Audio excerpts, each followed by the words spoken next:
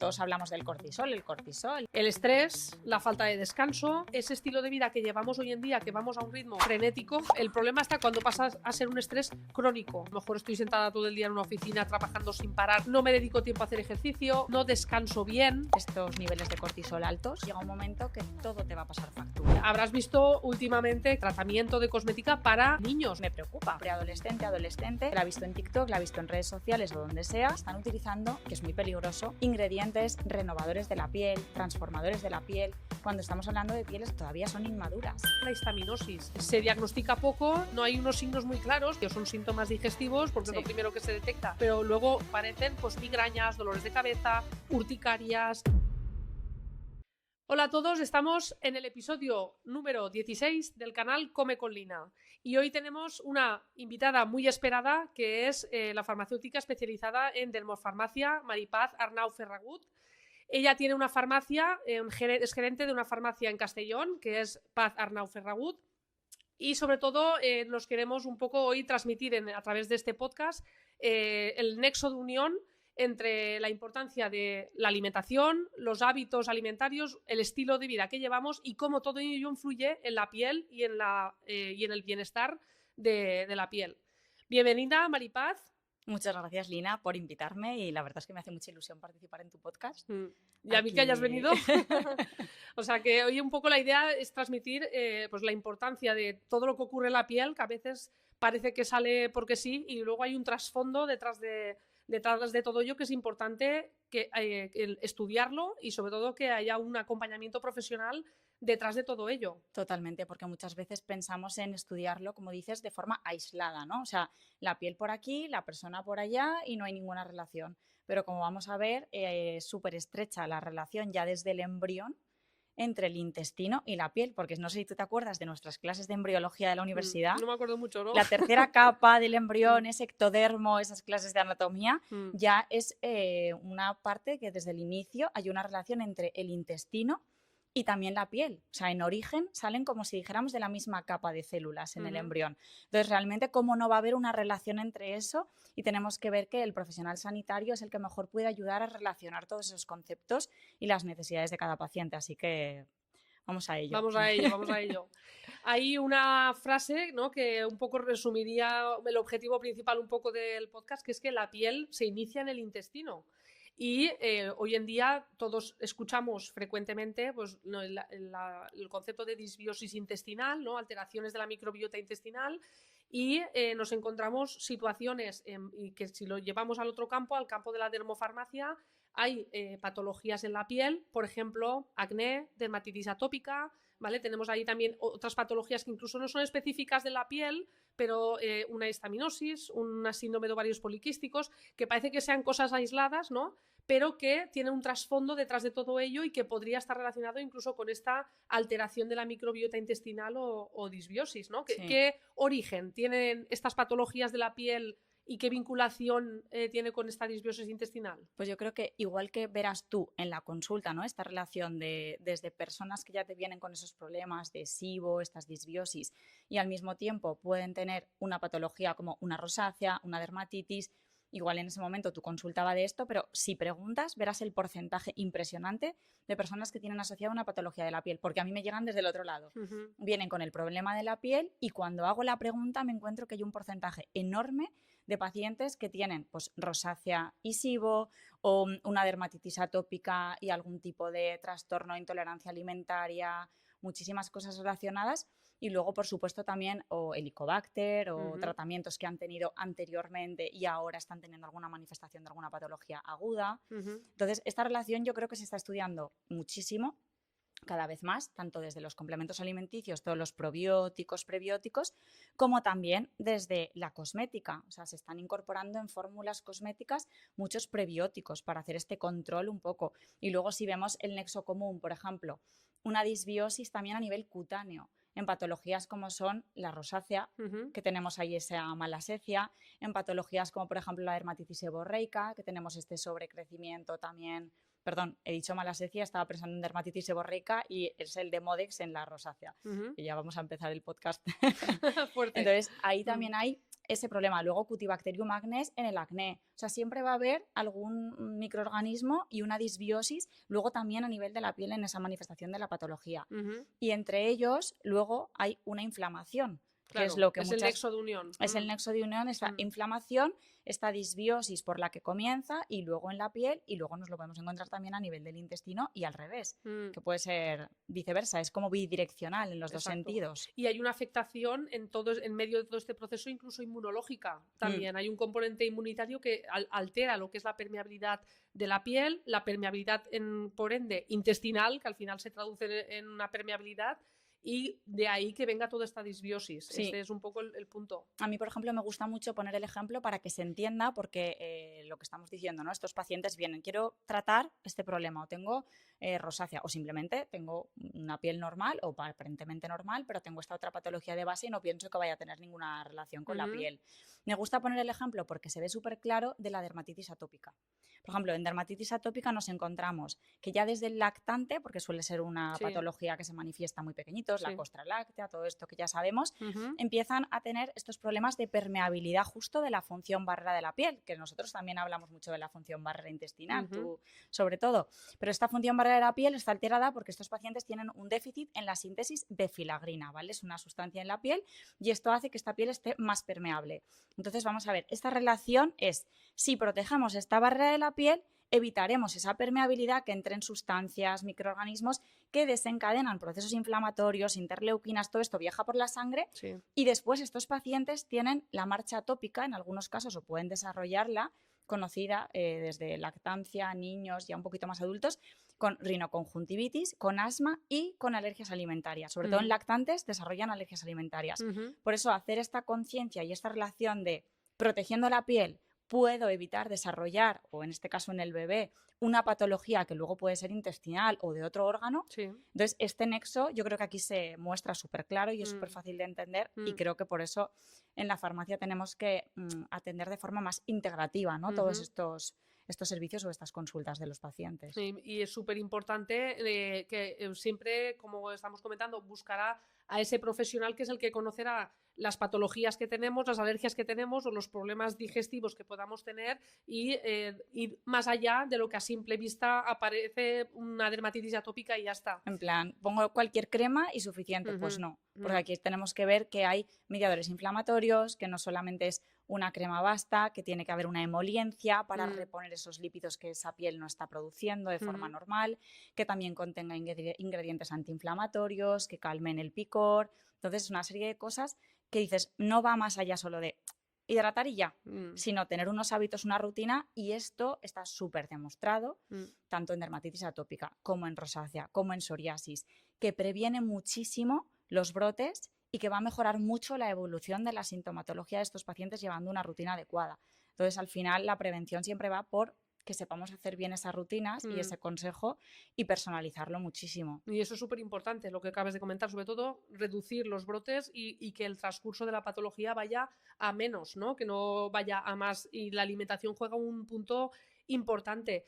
De hecho, una de las, a veces acuden pacientes a la consulta que en principio el primer motivo de la consulta es un SIBO, ¿no? Una disbiosis intestinal, y a medida que empiezas con el tratamiento y el proceso van apareciendo o se van hablando en la consulta de cosas que a lo mejor el primer día pues no acabas de sacar toda esa información. Claro, y de hecho muchas veces a mí me dicen, ¿cuánto tiempo estás en una consulta? Porque esto es la típica pregunta, ¿no? De algún compañero o lo que sea. Y tú dices, bueno, es que el tiempo que necesitas para cada persona, porque no es lo mismo, hay consultas que se pueden resolver en 15 minutos, pero a veces es esto, ¿no? Se van implicando otros factores y vas viendo que este paciente tiene otras necesidades, que hay muchas cosas relacionadas y puedes necesitar una hora para estar con una persona y llegar a que te lo explique y luego todo. Establecer un protocolo un poco de vamos a comenzar por aquí, vamos a tratar esto, vamos a continuar con lo otro y por fases, porque querer abordarlo todo el primer día pues a veces es complicado hasta para el paciente. Además, es que muchas veces no podemos, porque tú, por ejemplo, tendrás que instaurar una alimentación. Yo si viene una persona y me dice, quiero tratar las manchas, la flacidez, las rojeces, el no sé qué, todo a la vez, siempre les digo, vamos a poner un orden y primero la piel tiene que estar en condiciones. Claro, claro. No podemos pretender hacerlo todo a la vez porque no tiene ningún sentido. A veces hacer rutinas por ciclos, por ejemplo, en el caso mío en cosmética, y hacer una serie de evaluaciones y seguimientos al paciente, que creo que también esto es clave. Sí, muy importante. Que lo hagamos desde la farmacia, porque si no es déjate llevar, ponte esto y si no hay un seguimiento no se ve la evolución del proceso y sobre todo la mejora y si hay que hacer algún cambio, porque de inicio a lo mejor al 100% pues tienes que ir yendo por fases y vamos a poner este suplemento, vamos a retirarlo, vamos a incorporar otro porque para este momento es mejor. O luego tú puedes hacer esa rutina para un momento del año que la piel tenga unas necesidades, pero que luego al cabo de 6 meses esa persona esté embarazada. Claro. O le hayan instaurado un tratamiento con algún medicamento que tenga algún efecto secundario que puede tener igual tanto a nivel de intestinal como a nivel de la piel, esos efectos secundarios. Entonces, claro, siempre vamos a estar evolucionando y tanto nuestro intestino como nuestra piel va regenerándose, está vivo. Entonces no podemos instaurar una rutina ya para toda la vida y menos cuando hay patologías, cambios. Claro, y de hecho has comentado antes, bueno, están las patologías de la piel, pero incluso dentro de estas disbiosis intestinales hay patologías ginecológicas que como manifestaciones clínicas pueden aparecer estas patologías de la piel, por ejemplo, un síndrome de ovarios poliquísticos, que a veces solo se queda en una patología ginecológica y cuando te pones a hablar con una mujer de la importancia pues, de la alimentación por la predisposición a la resistencia a la insulina, su relación con la alteración de la microbiota intestinal y luego incluso con problemas de fertilidad, porque todo esto puede... Ya esto es para hacer otro podcast. Entrar en otro podcast, porque además es una consulta cada vez más frecuente y que no tenemos que tener miedo tampoco a contar y a explicar porque los pacientes necesitan respuestas y necesitan soluciones multidisciplinares en este tema. No basta solamente con el tratamiento médico, el estilo de vida, van a influir muchísimos hábitos que le podemos hacer recomendaciones. Y luego, pues eso, alguna patología inflamatoria de base que pueda tener también relación con esto, medicamentos que esté tomando. O patologías autoinmunes incluso, porque patologías autoinmunes como puede ser por una celiaquía o un hipotiroidismo o una fibromialgia podría también estar relacionado con todo este proceso inflamatorio intestinal que hay detrás de todo ello. E incluso, poco conocido, pero sí que me gustaría un poco mencionar el tema de la histaminosis, porque se diagnostica poco y cada vez no hay unos signos muy claros, pero entre los síntomas que suelen aparecer de primeras o de inicio son síntomas digestivos porque es lo primero que se detecta o lo que percibe el paciente, pero luego vas haciendo un poco la historia clínica de este paciente y aparecen pues migrañas, dolores de cabeza, urticarias, incluso picores muy exagerados cuando nos pica un mosquito, por ejemplo, como mucha exageración en el picor, o sea, van a aparecer enrojecimiento de la piel. Aparecen cosas que parece que no son importantes tenerlas en cuenta, pero cuando uno comienza a fijarse en los posibles síntomas, que no solo son los digestivos, pues a lo mejor aparecen un conjunto de todos ellos. Y siempre va a haber alguno más en la piel. En las histaminosis, además, es muy complicado porque hay urticarias que luego siempre llegan a determinar como causa desconocida, idiopática, no se sabe bien el tratamiento, a lo mejor están una temporada y luego por sí solas remiten, o sea que es complicado y a veces puede ser incluso que en ese momento aparece porque se está tomando algún tratamiento que potencie con un medicamento esa histaminosis, esa urticaria, y en el momento que se retira ya no está, no es una alergia directa al medicamento, pero sí que puede hacer que se potencie. Y por lo que has comentado antes de los acnés y demás, yo siempre les digo que, bueno, que desde la farmacia, ¿no? Nos tenemos como que fijar en eso que ahora está tan de moda, ¿no? Red flags, tener ahí como siempre el foco puesto y decir, bueno, si una persona viene con ciertos síntomas, como puede ser acné, seborrea, hirsutismo, que es este vellito que aparece pues sobre todo en zonas faciales y demás, incluso alopecia, son signos que suelen estar detrás de algún síndrome de hiperandrogenismo. Entre ellos puede ser el síndrome de ovario poliquístico, pero podría ser otro que a lo mejor no esté diagnosticado y que a raíz de esta sintomatología de la piel podemos derivar, por ejemplo, al ginecólogo, volvemos otra vez, y ver si tiene que haber algún diagnóstico de alguna patología que en ese momento todavía no se ha manifestado. Por tanto, yo creo que esa visión más integral, más global del paciente, muy interesante y podemos prevenir así también muchos diagnósticos tardíos. Sí, correcto.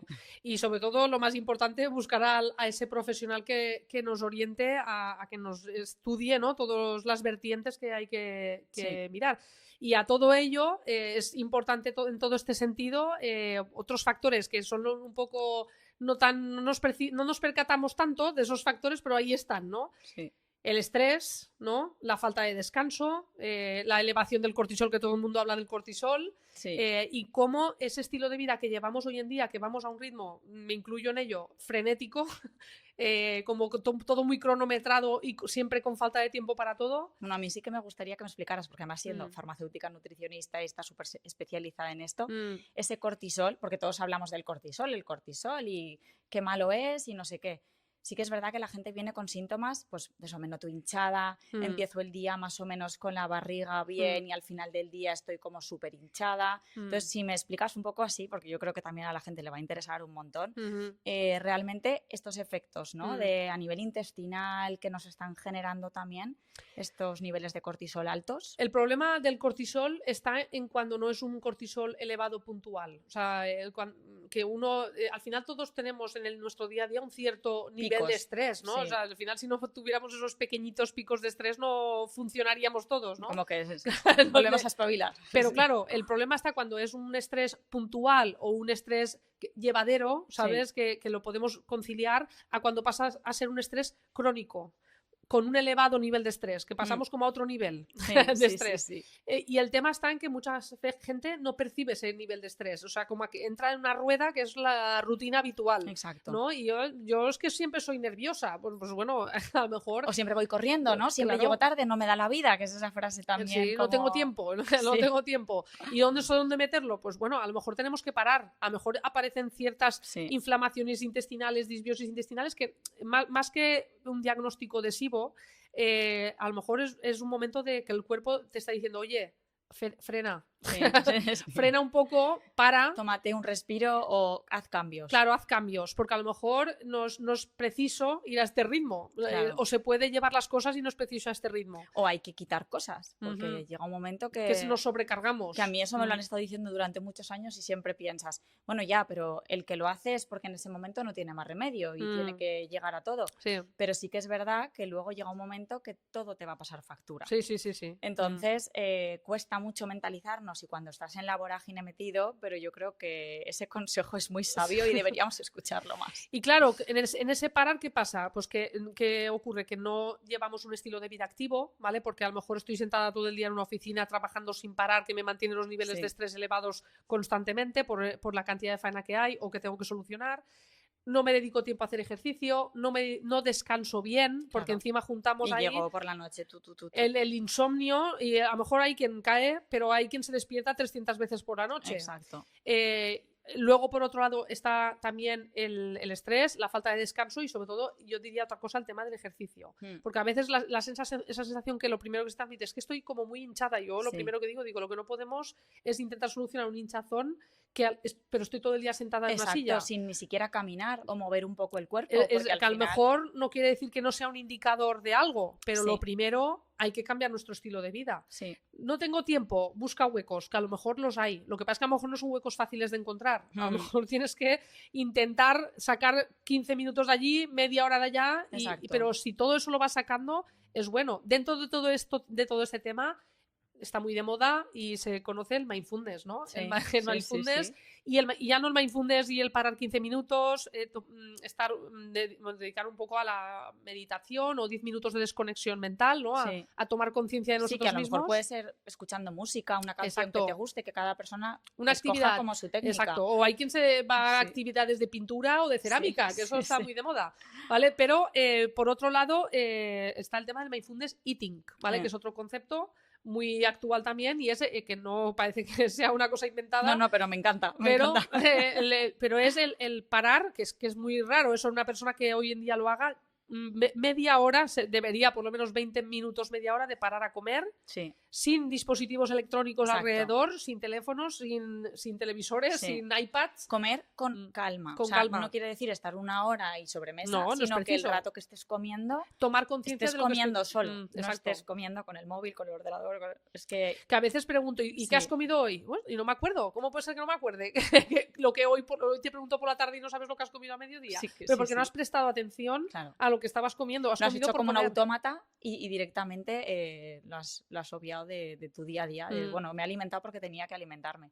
Y luego todo ese cortisol elevado, ese estrés crónico, etcétera, cómo repercute sobre el conocido hambre emocional, ¿no? Y cómo puede ser que tenga hambre. Pues bueno, hay que diferenciar también dos Claro. tipos de hambre. Está el hambre real y está el hambre emocional. Y hay que mirar también si esa hambre viene también de una alimentación desequilibrada, porque muchas veces pienso que comer, para que nos entendamos, 2 alcachofas hervidas, eso es comer. Pues eso, aunque sean verduras, no es comer, Claro. solo eso, porque eso está desequilibrado. Entonces, Claro. a lo mejor esa hambre viene desencadenada de que yo no voy durante el día aportando los nutrientes que yo Sí, a lo mejor necesito. durante el día vas corriendo y luego llega la noche y es un atracón porque tienes hambre de todo el día.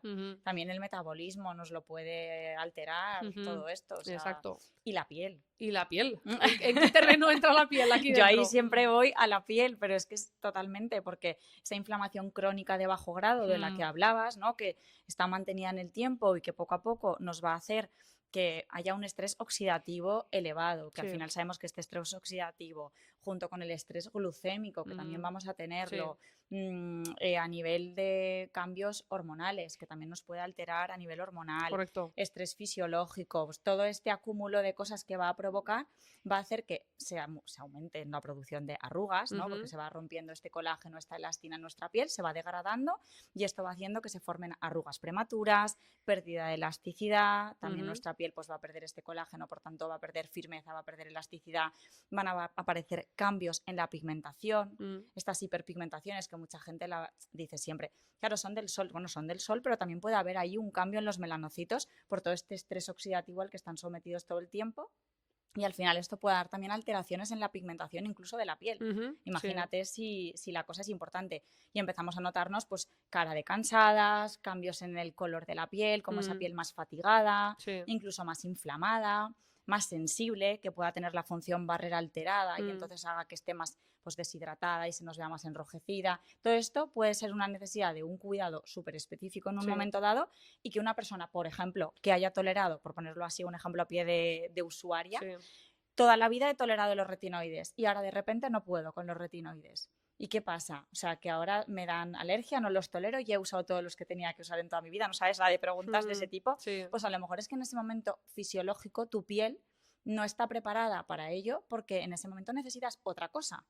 Que aquí luego si quieres abrimos ese melón de esas rutinas TikTok que todo el mundo tiene que ponerse lo mismo. Pues no, o sea, aquí está la gracia de hacer una rutina bien hecha. Y personalizada. Exacto. Y decir, bueno, pues en ese momento tu piel no tolera esto, pero podemos hacer una rutina adaptada a ti con unos ingredientes. No todo es retinol, vitamina C y ácidos. O sea, aquí habrá que ver cada persona. Igual en ese momento tu sensibilidad es mayor y tu tolerancia baja. Entonces aquí esto también nos va a influir un montón. Y luego otra cosa vinculada al tema del estrés que no hemos entrado al detalle, pero la caída del cabello, ¿no? Bueno. Es muy frecuente y parece que, no sé, la solución sea un poco también buscar los suplementos para la caída del cabello, el champú anticaída. A veces tampoco hago el tratamiento completo porque solo me compro el champú y no me hago la vía oral, pero también la alimentación, porque yo siempre un poco recalco, digo, todo esto y funciona, pero si yo, por ejemplo, no como suficiente proteína, entre otras cosas, claro, pues, o ciertas vitaminas de por ciertos ejemplo, grupos, porque a lo mejor tengo una carencia minerales, de un grupo de alimentos o de vegetales o de lo que sea, y eso también. Y luego ahí habrá que diferenciar mucho si estamos hablando de una caída, por ejemplo, por un efluvio telógeno, típico de caída estacional, por estrés, un posparto, como que te cae así de repente, o una caída androgénica que está enmascarada, que es una persona que está empezando, pues por ejemplo, por la edad perimenopausia, menopausia, a empezar a tener un envejecimiento del cuero cabelludo, porque también nos envejece, es piel con pelo, pero nos envejece el cuero cabelludo, y que entonces empiezan a hacer los ciclos más cortitos, como en una alopecia androgénica, o que empiece a afinarse el folículo piloso y entonces el cabello no salga más fino y empiece a perder como densidad y digas, uy, es que este pelito como que se me está haciendo de bebé, este pelito que está perdiendo calidad, cuerpo. Pues esto también es muy importante que lo sepamos diferenciar, porque todo va a ir junto, ¿no? Estos hábitos de vida, este estrés y detectar en qué casos estamos. Pues que mucha gente se está poniendo a lo mejor un minoxidil tópico, que es de indicación farmacéutica, pero en un efluvio telógeno no va a resultar efectivo. Primero habrá que ver causas corregibles, medicamentos inductores de alopecia. También esto como farmacéuticos siempre lo tenemos que tener puesto en el foco. A lo mejor un paciente que está con azatioprina o con fluoxetina o con algo tan común como una isotretinoína, de repente que tenga una caída del cabello y no lo asocia al fármaco. Claro, y es un efecto secundario. Y además también le da como la tranquilidad de decir, bueno, esto es un periodo, se va a corregir, o lo podemos abordar al mismo tiempo con algún complemento para mejorar la calidad de tu cabello, pero sabemos que es algo que tiene un origen corregible. Entonces, bueno, esto es súper importante y en otros canales, pues esto no lo conocen, no les van a hacer este consejo, no van a poder estudiar su caso desde todos los puntos de vista. Yo creo que... Bueno, y en esta línea de suplementos que estábamos hablando está el tema del famoso colágeno, ¿no? Bueno, sí. Porque ahora está muy de moda el marketing del colágeno. ¿Qué hacemos? ¿Qué colágeno nos compramos? Y si nos tenemos que comprar o saber según la situación, ¿no? Yo creo que lo que tenemos que olvidarnos, que esto lo estamos haciendo nuestra generación mucho y yo creo que un poquito mal, es de la publicidad. O sea, nosotras llevamos ya muchos años trabajando en la farmacia y cuando venía alguien al mostrador y nos decía, dame lo que he visto en la tele. Ahora, o en Instagram, porque claro, ahora es en Instagram. Antes era en la tele, ahora es en Instagram y a veces no te lo dicen. Pero muchas veces la publicidad nos confunde y lo que tenemos que siempre buscar es que las fórmulas tengan estudios en producto final. O sea, al final el colágeno funciona, pero tiene que ser de un tipo en concreto, hidrolizado, marino, o sea, según para la necesidad que estemos buscando, por poner un ejemplo, pero no es el colágeno solo, es toda la fórmula que además de que haya demostrado eficacia, resultados, seguridad, porque tiene que ir con otros ingredientes conjuntamente para que realmente haya esa absorción y esa eficacia. Entonces, no solo es mirar el ingrediente por separado, sino mirar la fórmula final y que tenga estudios y resultados y eficacia. Y eso normalmente lo podéis consultar con el profesional que os aconseje, lo podéis a veces ver incluso en el envase porque vienen referenciados estudios clínicos, publicaciones científicas en medios que son de acceso libre, quiero decir que lo podemos consultar. Eso es fundamental. Lo más importante es el producto final, no el ingrediente. No podemos pensar que un solo ingrediente nos va a solucionar un problema de flacidez, por ejemplo, en la piel. O sea, que es muy importante que esas fórmulas acabadas tengan una evidencia científica detrás. Muy bien. Y hablando de suplementos, está muy de moda, que ya lo sabes por redes sociales, el magnesio. Ahora todo el mundo quiere magnesio. Cuéntanos tú, el magnesio, porque esto desde luego es un melón. O sea, además se toma magnesio todo el mundo porque sí, de cualquier sitio. Explícanos un poco también, porque a mí esto me gusta siempre recalcarlo. ¿Por qué no todos los magnesios son iguales y por qué realmente tenemos que ver cuál es el más necesario, ¿no? O el más efectivo para cada caso? Para cada situación. Exacto. Porque hay más de 6 tipos de magnesio y dentro de los diferentes tipos de magnesio cada uno tiene una utilidad. Y el otro día por redes sociales una mujer me preguntó, ¿y uno que tenga todos? Y yo le dije, pero no se trata de... Venga, cuanto más mejor. Claro, no se trata de cuanto más tengas de tipos de magnesio es mucho mejor. Claro. Lo que hay que saber es tú qué problema tienes. ¿Para qué quieres tomar magnesio? ¿Porque no descansas bien? ¿Es porque no vas bien al baño? Exacto. ¿Es porque tienes un problema cardiovascular? O porque tienes siempre dolores musculares. O por fibromialgia, que también porque tienes mucho estrés y estás con el tic del ojo todo el día, ¿no? Esas cosas. Claro, entonces hay que saber lo primero qué te pasa y a partir de ahí decidir qué tipo de magnesio. Porque a lo mejor tampoco hace falta que te suplementes incluso con magnesio. A lo mejor hay que tomar otro tipo de medidas a corregir. Porque si yo voy estreñida y quiero ir al baño con, por ejemplo, el carbonato de magnesio, pero a lo mejor... Lo primero que tengo que hacer antes de suplementarme es hacer una serie de cambios, un cambio de medidas higiénico-dietéticas. A lo mejor no tomas fibra suficiente en tu alimentación Correcto. diaria. O sea, es que igual por ejemplo, es tan básico como eso. Introduce kiwi todas las mañanas. Por ejemplo, o a lo mejor no camino lo suficiente, o a lo mejor no bebo la suficiente agua, o no aporto la suficiente fibra, porque fruta a lo mejor solo como una al día y a lo mejor es una manzana. Exacto. Entonces, pues claro, hay que estudiar un poco esa base y una vez corregida esa base, porque puede tener hasta un origen de disbiosis, de alteración de la microbiota, porque la persona que tiene el estreñimiento crónico, porque voy así toda la vida, lo tiene hasta normalizado, que es eso normal. Pues yo cuando me lo dicen, normal no es. Eso lo primero. Lo normal es ir todos los días al baño, una vez al día por lo menos, y hacer unas heces normales, que tengan pues, claramente, por hablarlo, forma de longaniza, ¿vale? Para que tengamos un poco una imagen visual y no es bueno ni que sea más bien blando líquido, ni que sean bolitas que voy yo estreñido. Pero lo que no es normal es que en 4 días no voy al baño, aunque uno lo tenga normalizado. Sí, porque hay muchas personas que te dicen, no, yo lo normal es que vaya una vez a la semana. Y dices, por Dios, o sea, además de la toxicidad, ¿no? Para el organismo que tenemos ahí acumulada. hora. Exacto, lo normal es la eliminación, ¿vale? Y a partir de ahí, a ver por qué uno no va al baño y corregir esas medidas.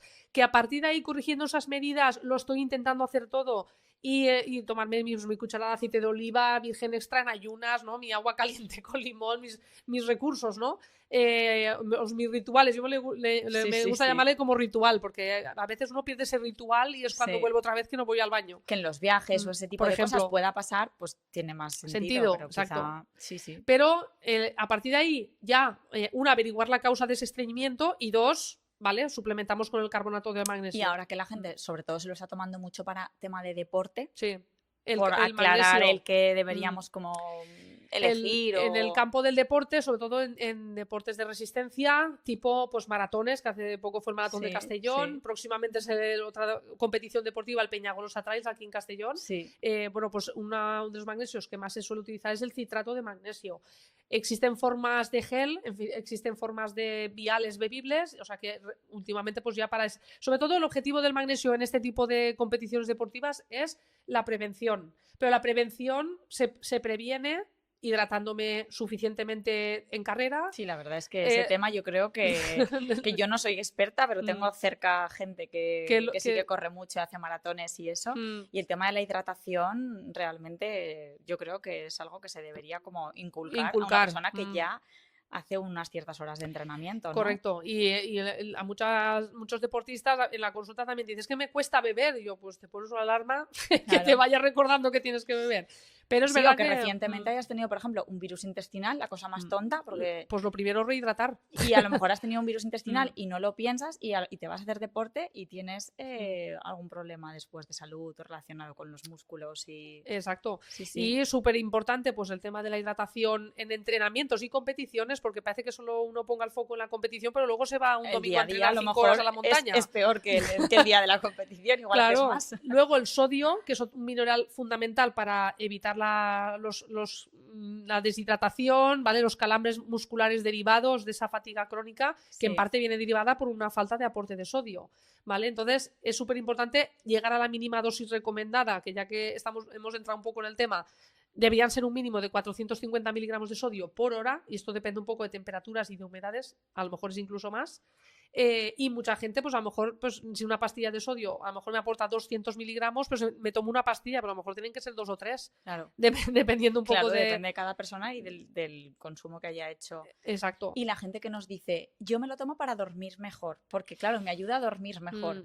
Yo siempre les explico, a ver, es que esto no es un inductor del sueño, ni es un sedante, ni es como si fuera una valeriana, ni nada por el estilo. Pero mucha gente le tiene fe al magnesio como que le hace dormir mejor. O sea, vamos a un poco explicar realmente esta ayuda que puede también tener en el estrés y en el descanso, pero no como inductor del sueño, ¿no? Exacto, el bisglicinato y normalmente va asociado al malato, ¿vale? Porque suelen ir los suplementos suelen ir juntos, están muy relacionados pues con el tema de la energía, ¿no? Del cansancio, ¿no? Esa fatiga crónica. Sistema nervioso central y músculo, ¿no? Un poco también. Exacto, favorecer un poco el descanso en ese sentido. No es que me ayude a dormir, es que me ayuda a relajarme. Y además esa fatiga como que también la reduce. Yo, por ejemplo, donde lo noto mucho es en el tema de agujetas cuando entreno, que con el magnesio pues como que noto mucho menos este efecto de agujetas, malestar del cuerpo y me permite que pueda entrenar más y mejor. Exacto. Sí. Es un poco esa capacidad, ¿no? Que te da un poco de energética, como si dijéramos. Ahora bien, es un cofactor que interviene en todo el proceso de la síntesis de la melatonina, ¿vale? Y de la conciliación del sueño, pero no es melatonina. Entonces, yo si tuviera que recomendar algo, si una persona tiene problemas de sueño y sin recurrir a la medicación, primero iría por la melatonina, solo o algún fitoterápico también que ayuda a descansar, a bajar estrés. La rodiola, por ejemplo, también, o la ashwagandha, que también la ashwagandha también está muy de moda y no todo el mundo la puede tomar. Sí, también habría que ver eso y el tema de esto con enfermedades autoinmunes y todo eso también tendríamos que tener un poco de cuidado. Exacto, porque que ahora nos autosuplementamos demasiado, o la gente que se compra muchos suplementos por su cuenta porque está de moda, porque me lo ha dicho la vecina, porque a ella le va bien, pero ojo, que a lo mejor tú tomas algún fármaco con el que interactúa Correcto. O a lo mejor tú tienes una enfermedad de base autoinmune que tu vecina no y hay ciertas cosas que no te puedes tomar. Exacto. O una enfermedad renal, por Ujú. ejemplo, y cosas tan, no sé, como el boldo o plantas Ujú. así que pensamos que son inocuas Sí, sí, sí. y que tendríamos que Que tener siempre ir mucho cuidado. aconsejados por un profesional. Sí, no tomar por lo que dices, porque la vecina me ha dicho, porque mi amiga me ha dicho, porque a lo mejor ni siquiera me hace falta. Si es por tomar, por tomar. O, por ejemplo, el tema de los omega 3, ¿no? El tema de los omega 3, todo el mundo tiene que tomar omega 3 también, pues no es preciso y también depende un Claro. poco de las circunstancias. Está claro que los omega 3 a alta dosis se ha visto su efecto antiinflamatorio, eso Sí. lo tenemos claro, sobre todo un mínimo de 1 gramo diario, que tiene que tener, muy importante, el sello IFOS, ¿vale? Que es el que hace que sea libre Sí. de metales pesados, eso Sí. también es importante. Para la extracción que se Ujú. haga en frío, ¿no? También. Correcto. Y luego, sobre todo, lo que es importante es la proporción EPA y DHA, Sí. más que los gramos de omega 3 que pueda tener. Sobre todo, esa proporción que sea la adecuada, ¿vale? Que más o menos está alrededor del doble de EPA respecto al DHA, aproximadamente, por no decir números ahora mismo. Pero sobre todo eso, que a veces nos compramos omega 3 con la intención de que me va a ayudar a reducir el colesterol o es antiinflamatorio, pero a lo mejor no llega ni Claro, siquiera a la lo mejor te dosis. estás comprando un omega 3 que sobre todo lleva DHA y resulta que pues te va a beneficiar más si tienes sequedad de mucosas, ojo seco, algún tipo de problema de ese tipo, pero resulta que para el efecto cardiovascular que tú estás buscando no te está ayudando. Yo sí que lo suelo recomendar, por ejemplo, en esos casos en perimenopausia, menopausia, por la prevención del riesgo cardiovascular, Correcto. que también me parece un punto súper importante, Sí. porque a lo mejor vienen, pues lo que decimos, ¿no? Rutina anti-aging, quiero cuidarme la piel, me preocupan las arrugas, me preocupan las manchas, y a lo mejor tenemos que hacer una revisión y ver si esa persona necesita un suplemento de vitamina D, si necesita un suplemento con un omega o con un magnesio, pero sobre todo personalizarlo y adaptarlo. No tomarnos todos todo y ahora lo que está de moda y cuando se dice asaguanda. Sí, sí, sí. Y luego, ya que has comentado eso de la menopausia, yo, por ejemplo, en el campo del deporte suelo pautarlo mucho cuando estamos hablando de deportes de alto rendimiento, Sí. De deportistas de resistencia y larga distancia, pues es verdad que a nivel antiinflamatorio para soportar las cargas de entrenamiento y sobre todo recuperar bien de un día para otro, el omega 3 también tiene su función ahí. Y en las enfermedades de la piel que antes hablábamos, que como cursan con muchos mediadores inflamatorios, son enfermedades crónicas, que además hay un factor que es muy importante, que es la inflamación, la debemos controlar tanto a nivel tópico como también a nivel sistémico. Por ejemplo, en la rosácea, en la psoriasis, súper importante también, en las dermatitis atópicas, aquí sí que se ha demostrado que puede ser una ayuda y que puede beneficiar, y en enfermedades autoinmunes, que también es interesante ese componente inflamatorio, también puede ser súper beneficioso para ese control de la patología, o sea que... Eso pueden ser patologías interesantes donde incorporarlo. Y otro suplemento que también está muy en auge, ya que estamos hablando de suplementos, la vitamina D. Sí. Y bueno, en este sentido, ya que tú eres experta en el campo, estamos acercándonos a la época de Semana Santa, abril, el sol, de cara al verano. Sí. Entonces, ¿qué hacemos en ese caso? Porque parece que me tengo que poner a cuidarme la piel cuando ya estamos en junio, que a lo mejor ya es demasiado tarde. Demasiado tarde, sobre todo porque yo siempre les explico, yo además en este tema llevo muchos años haciendo mucha educación sanitaria desde la farmacia, soy muy pesada, soy la pesada de explicar todo esto de la protección solar, el daño de las radiaciones solares en la piel. Hay muchísimos mitos en torno al tema de la vitamina D, o sea, es una cosa que las preguntas que me llegan son cada vez más alucinantes. Y luego también hay mucha falsa información sobre el tema de protección solar. Entonces, claro, aquí podríamos hablar de tantísimos temas y hacer otro podcast solo de esto. Del sol. Por supuesto, pero sobre todo, por un lado, la importancia que tiene empezar a cuidársela en primavera, porque es la época que, si te preocupa el tema de manchas y todo este aspecto como a lo mejor más estético, pero que también es de salud, suele ser en la época que más se descontrolan, porque esos primeros rayitos que ya calientan, pero que fuera todavía hace frío, que me pongo en una terracita, ahí melasmas y todas estas patologías, un desastre si no tenemos como un cuidado previo. Muy bien. Luego también los meses de verano, resulta que el índice de radiación UVB, esto siempre me gusta explicarlo, que es la radiación que hace referencia en el protector solar al SPF, ¿vale? O sea, pone SPF 50. Esto hace referencia al filtro de la radiación ultravioleta B. Es la que provoca la quemadura solar directa, ¿vale? Y además es la que como que sentimos más sensación de calor. Esta es más alta en verano que en invierno. Por eso tenemos más sensación de calor del sol y nos quemamos más fácilmente en verano. Pero es que el resto, la ultravioleta, la infrarroja, la visible, son iguales en enero que en agosto. Y esto siempre se lo explico a la gente. Entonces es ese daño silencioso de Muy esas bien. radiaciones. De hecho, la uva sabemos que es una de las que producen más problemas de cáncer de Sí. piel, y no nos podemos olvidar que realmente esto sí que está evidenciado y que está a la alza, los casos de cáncer de piel. Ujú. Hay 1000 muertes al año en España por melanoma, ya solo te hablo de melanoma. Ya. Entonces está en crecimiento todo este tema. Entonces esto es algo que debemos tener el cuidado todo el año. Ujú. ¿Qué recomiendo? Los meses de más exposición solar, además hacer una prevención también oral con estos suplementos que Muy bien. comentamos. Ujú. Reforzar estos antioxidantes orales para prevenir el daño solar en la piel, especialmente en pacientes que son más sensibles, Mm. personas que a lo mejor toman tratamientos, medicamentos fotosensibilizantes, Mm. que reparan peor, fototipos más claros, gente con antecedentes familiares de algún tipo de cáncer de piel, Mm. con muchas pequitas, lesiones. Y todo esto lo tenemos que inculcar desde muy jovencitos a nuestros pacientes. Y luego la vitamina D, yo siempre recomiendo que se suplemente. Mm. ¿Por qué? Porque a pesar de que aquí se ha pensado siempre que porque somos un país que nos da el sol todo el año, todos íbamos a tener bien los niveles de vitamina D, es un error. Claro. ¿Por qué? Porque la vitamina D, para que realmente se sintetice en la piel, tiene que incidir la radiación solar en un índice de 90 grados. Mm. Esto solo ocurre en los meses de verano. No es suficiente para cubrir nuestras necesidades de vitamina D todo el año, por tanto tenemos que suplementarlo, que es lo más seguro. Mm. Y además también por lo que estamos diciendo, porque si miramos riesgo versus beneficio y los niveles de vitamina D, tú sabes también perfectamente, es muy importante que estén en rango, Sí. porque van a influir en el cerebro, en la inmunidad, en la piel también, pero por supuesto en muchos otros órganos de nuestro cuerpo, y tiene que estar en rango. Y en algunas patologías como la psoriasis especialmente, Mm. porque hay mucha relación en la piel entre la vitamina D y la producción de los queratinocitos, de las células de la piel. Entonces se ayuda a controlar, porque como hay una hiperproducción de estos queratinocitos en la psoriasis, si estos pacientes van suplementados con niveles altos. Con que imagínate, fíjate, ¿Hasta qué punto es si importante? es importante Mm. esa vitamina D, pero a la vez ese cuidado de esas radiaciones para evitar daños, lesiones y problemas de salud reales. Mm. Importante comentar que se absorbe mejor asociada a la vitamina K2, ¿vale? Claro. Que eso, la vitamina D3 con la K2 deben de ir juntas siempre. Y luego ya hemos mencionado un poco el tema de la psoriasis, incluso en patologías autoinmunes y malabsorciones intestinales y toda esta situación que estábamos hablando antes, suele haber, debido a la malabsorción de nutrientes que hay, suele haber una tendencia a que la vitamina D esté baja en las analíticas también. Exacto, y para la absorción del calcio también tenemos que tener bien la vitamina D, porque si no también vamos a tener estos problemas de calcio, y a lo mejor en pacientes que toman corticoides, Correcto. que hay que pueden tener algún problema ya de osteoporosis a largo plazo, en tratamientos prolongados, toda esta prevención súper importante. Y en tema ya, como hemos hablado, pues eso de los huesos, menopausia, cerebro, inmunidad, es que son muchísimas las necesidades, los requerimientos.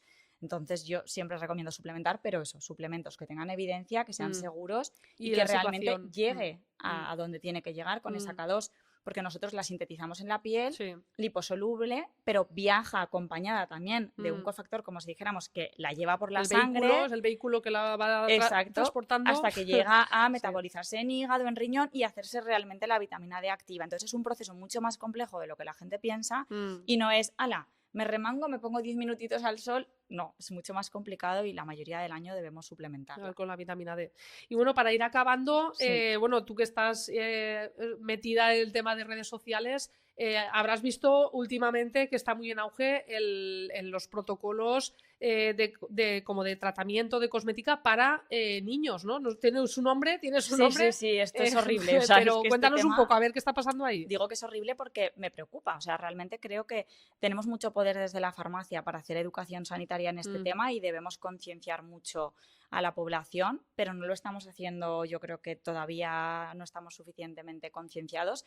Las sociedades dermatológicas y pediátricas están alertando bastante de esta situación y seguro que tenéis ejemplos en casa, vuestros propios hijos, vecinos, aquí en la farmacia, pacientes que os vienen y os dicen que pues han ido el sábado por la tarde, por ejemplo, a pasear, han entrado en un sitio y le han comprado la rutina de skincare que había visto, pues o bien ya un niño mayorcito, 12, 13 años, o un preadolescente, adolescente, que la ha visto en TikTok, la ha visto en redes sociales o donde sea, y que entonces le van a comprar la rutina porque lo ha visto el niño. Vamos a ver, están utilizando, que es muy peligroso, ingredientes renovadores de la piel, transformadores de la piel, cuando estamos hablando de pieles que todavía son inmaduras, que no tienen esa necesidad, no tienen esos defectos, quieren tener la piel perfecta cuando no la pueden tener imperfecta porque esa piel aún no ha generado defectos. Otra cosa son casos de niños que a lo mejor tengan una prescripción por dermatólogo por un acné severo y necesiten retinoides tópicos o estas cosas. Claro. Pero en los casos normales no necesitan utilizar retinol, ni acinamida,